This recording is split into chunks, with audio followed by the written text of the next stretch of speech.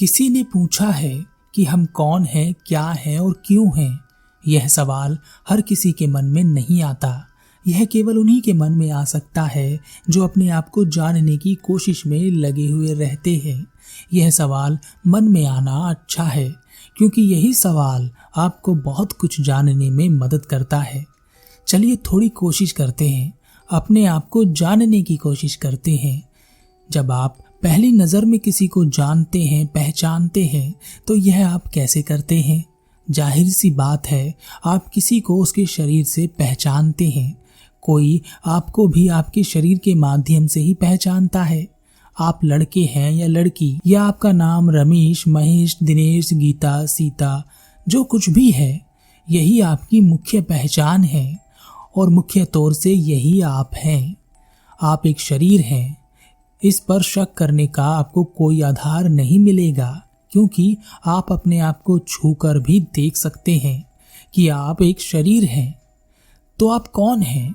आप एक शरीर हैं, और यह शरीर ऐसा है जिसे पहचान दी गई है। अब यह पहचान बाहर से मिलती है, जैसे आपका नाम, आपका काम, आपका व्यक्तित्व, आपका शरीर कि आप कैसे दिखते हैं। पर क्या वास्तव में आप एक शरीर मात्र हैं? अपने हाथ को जरा ध्यान से देखें, मुट्ठियां बंद करें। आप क्या महसूस करते हैं? कुछ नहीं, सिवाय इसके कि यह आपका हाथ है और आपके शरीर का हिस्सा। और यह निर्णय कौन कर रहा है कि मैं एक शरीर हूँ? क्या शरीर ही यह निर्णय कर रहा है कि मैं शरीर हूँ? वास्तव में इस दुनिया में हमारे होने का आधार हमारा शरीर ही है, और इस बाहरी दुनिया को पहचानने के लिए हमारे पास इंद्रियां हैं, जिन्हें आप जानते हैं। हम हाथ से छू सकते हैं, हम कान से सुन सकते हैं, नाक से सूंघ सकते हैं, जीभ से स्वाद ले सकते हैं, आँख से देख सकते हैं। यह हमारी 5 इंद्रियां हैं, और यह 5 इंद्रियां जो हमें बताती है वही हमारे लिए सच हो जाता है। और यह भी आपके शरीर का ही हिस्सा है। तो आप क्या हैं? एक शरीर? ऐसा लगता है, पर ऐसा नहीं है। यह निर्णय आप करेंगे कि आप क्या हैं, मैं नहीं। अगर आप एक शरीर हैं, तो आप कब से हैं? आप कहेंगे हमारे जन्म से। तब उससे पहले आप कहाँ थे? क्या आप कहीं नहीं थे? बस अचानक से आ गए। वास्तव में इस ब्रह्मांड की शुरुआत में जो था वह आज भी है और हमेशा रहेगा, और हम भी उस समय में थे और आगे भी रहेंगे। ब्रह्मांड की शुरुआत में क्या था? वैज्ञानिक खोजा है, उसके मुताबिक ब्रह्मांड की शुरुआत में ऊर्जा थी। अब जरा सोचिए, ब्रह्मांड की शुरुआत में ऊर्जा थी तो पदार्थ कहाँ से आया? पदार्थ यानी आपका शरीर कहाँ से आया? यह जो आप गैलेक्सियां देखते हैं, ग्रहों को देखते हैं, तारों को देखते हैं, यह सब कहाँ से आया? क्योंकि यह सब तो था ही नहीं, केवल ऊर्जा थी उस समय।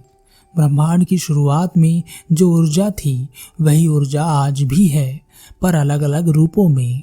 इसलिए यह बात सत्य है कि ऊर्जा से पदार्थ का जन्म होता है। अगर आपके शरीर के किसी हिस्से को जूम कर कर देखा जाए, जितना कि एक परमाणु को देखा जाता है, तब अंत में आपके शरीर में जो भी चीज दिखाई देगी वह ऊर्जा ही होती है, वह पदार्थ नहीं होता। तो जिस शरीर को आप देख रहे हैं वह ऊर्जा का एक संगठित रूप है, यानी ऐसी ऊर्जा जो एक आकार में ढल गई है और जिसके कारण पदार्थ का निर्माण हो रहा है, यानी आपके शरीर का निर्माण हो रहा है। तो आप केवल एक शरीर नहीं हैं, एक ऊर्जा हैं, और एक ऐसी ऊर्जा जो आकार में ढल चुकी है, पर यह ऊर्जा हमेशा अपना रूप बदलती रहती है। कुछ रूप तो यह आपके जीवन में ही बदल लेती है, जैसे कभी आप नवजात थे, कभी आप बच्चे थे, कभी युवा, तो कभी बुढ़ापे की ओर निकले। पर याद रखना, यह सब अलग अलग हैं। इनकी यादें तो एक हैं, पर शरीर बदल चुका है। यह बूढ़ा वह बच्चा नहीं रहा, और इसका एकमात्र कारण है हमारी ऊर्जा का रूप बदल लेना। जब भी हम लोग बदलते हैं तब हम कुछ अलग हो जाते हैं। जैसे कागज को जलाया गया, जलाने से पहले किसी से भी पूछो, हर कोई यही कहेगा कि यह कागज है।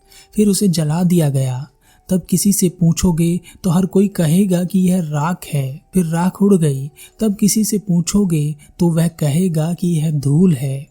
पर वह कागज कहाँ से आया था? क्या वह किसी पेड़ से बना था? और वह पेड़ कहाँ से आया था? क्या वह किसी बीज से निकला था? और वह बीज कहाँ से आया होगा? जरूर किसी पेड़ से ही। इसी तरह ऊर्जा रूप बदलती रहती है और नए पदार्थ का निर्माण करती रहती है। तो अभी जिस शरीर को आप देख रहे हैं, बहुत गहराई में वह ऊर्जा के अलावा कुछ नहीं है। आपने देखा होगा जब कोई मर जाता है, यानी जब कोई शरीर मर जाता है, तो लाख जतन करने पर भी, उस शरीर को पूरा फिट करने पर भी वह व्यक्ति वापस जिंदा नहीं होता, क्योंकि उसके शरीर के अंदर जो ऊर्जा थी उसका संगठन टूट चुका और उसे जोड़ना हमें नहीं आता। हमारे मरते ही हमारे शरीर से एक ऊर्जा बाहर निकल जाती है और जैसे ही वह बाहर निकलती है हमारे शरीर का विघटन होना शुरू हो जाता है। तब हर चीज सही लगने पर भी कुछ सही नहीं होता, यानी शरीर के भीतर टूटने की प्रक्रिया चालू हो जाती है। अगर हम केवल शरीर होते तो शरीर के उस हिस्से को जो खराब हो चुका उसे बदल कर या उसे रिपेयर कर हम जिंदा रह सकते थे, पर हम नहीं हो पाते क्योंकि हम केवल शरीर नहीं हैं। आपने एक रोबोट देखा? रोबोट केवल शरीर है, एक ऐसा शरीर जिसे हमने बनाया है। और अगर उस रोबोट की बैटरी खत्म हो जाए, उसका कोई पार्ट खराब हो जाए, तो हम उस हिस्से को बदल कर उसे दोबारा जिंदा करते हैं। पर जिंदा शब्द रोबोट के लिए सही नहीं है। हम कह सकते हैं कि रोबोट कार्य करने लगता है, क्योंकि रोबोट को हमने बनाया है, जबकि हमें इस ब्रह्मांड ने बनाया है। और जितनी जटिल प्रक्रिया इस ब्रह्मांड के बनने की है, उतनी ही जटिल इस मानव शरीर के बनने की है। ब्रह्मांड की संरचना और इस शरीर की संरचना बिल्कुल मिलती हुई है। इसलिए जब आप अपने आप को जानते हैं तो अपने आप ब्रह्मांड को जानने लगते हैं। पर आप उस बात को छोड़ दीजिए। यह बड़ी बड़ी बातें छोटे छोटे रास्तों को रोक लेती हैं और हम कहीं नहीं पहुंच पाते। इसलिए लक्ष्य तो बड़ा रखें, पर शुरुआत छोटी छोटी चीजों से करें। किसी भी चीज के निर्माण के लिए चेतना का होना आवश्यक है, यानी ऊर्जा का होना आवश्यक है। एक व्यक्ति घर बनाना चाहता है, पर वह घर कैसे बनाए जब तक कि उसके शरीर में घर बनाने का विचार उत्पन्न ना हो। विचार क्या है? यह तरंगे हैं और यह तरंगे उठती हैं आपके भीतर से। यह शरीर के भीतर है, पर शरीर नहीं है। यह मुक्त ऊर्जा है जो तरंगों के रूप में आपके भीतर से उठती रहती है। इसी सोच, इसी कल्पना, इसी विचार से एक व्यक्ति कुछ बना पाता है, चाहे वह घर हो या कोई मशीन या कुछ और। कुछ भी करने के लिए एक ऊर्जा की आवश्यकता पड़ती है और आपके भीतर यह भर भर के है, इतनी है कि आप इसे संभाल नहीं पाते। आपके भीतर कितने और क्या क्या विचार चलते हैं आपको ही इसका पता नहीं चल पाता, पर इन्हीं विचारों के कारण आपका भविष्य तय हो जाता है। इन विचारों का जो सोर्स है वह हमारा मन है। जिस प्रकार आप शरीर को स्पष्ट रूप से महसूस करते हैं, उसी प्रकार आप अपने मन को भी स्पष्ट रूप से महसूस करते हैं। बस जरा सा देखने की देर है, पर आप महसूस करेंगे कि आपके भीतर दो लोग हैं। उनमें से एक हाँ कहता है और दूसरा ना करता है। वास्तव में कोई दो नहीं है, पर हमारे मन का कार्य है द्वैत देखना, यानी दो दिखाना। वह हर चीज में दो स्थितियां दिखा ही देता है। इसलिए आप हमेशा कंफ्यूज रहते हैं, करूं या ना करूं। याद रखना, जो आप दिखाई दे रहे हैं आप वह नहीं हैं, बल्कि आप वह हैं जो आप दिखाई नहीं दे रहे। थोड़ा सा समझें, आज आप जो हैं वह आपके भीतर आपकी गहन इच्छा का परिणाम है, और जो इच्छा आप करते हैं वही आपकी आकांक्षा बनती है। आकांक्षा यानी चाहत। पर आपकी जैसी भी आकांक्षा होगी, जैसी भी चाहत होगी, आप उसे पाने के लिए वैसा ही कर्म करने लगेंगे, और जैसा आप कर्म करने लगेंगे वैसा ही भाग्य लिखा जाने लगेगा, यानी वही आपका भाग्य बनेगा। लिखे जाने से मतलब यह मत लगा लेना कि यह कोई लिख रहा है। आप ही लिख रहे हैं, आप ही लिखने वाले हैं। इसलिए याद रखना कि आप केवल शरीर नहीं हैं, यह तो आप भी महसूस कर चुके होंगे। हमें जरा सा ध्यान देने पर यह महसूस हो जाता है हम केवल शरीर तो नहीं हो सकते, कुछ और भी हैं।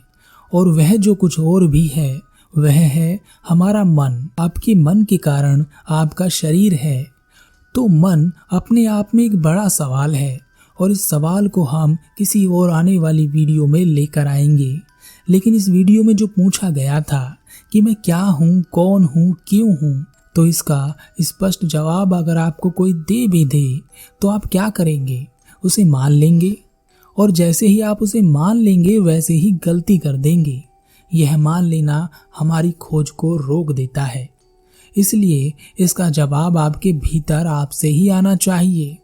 मैंने इस वीडियो में बस इतनी ही कोशिश की है कि आप यह समझ सकें कि आप केवल शरीर नहीं हैं, और यह भी आपको समझ आना चाहिए। नहीं आए तो छोड़ दीजिए, जो बताया मैंने उसे छोड़ दीजिए, जाने दीजिए, अपने से कोशिश कीजिए।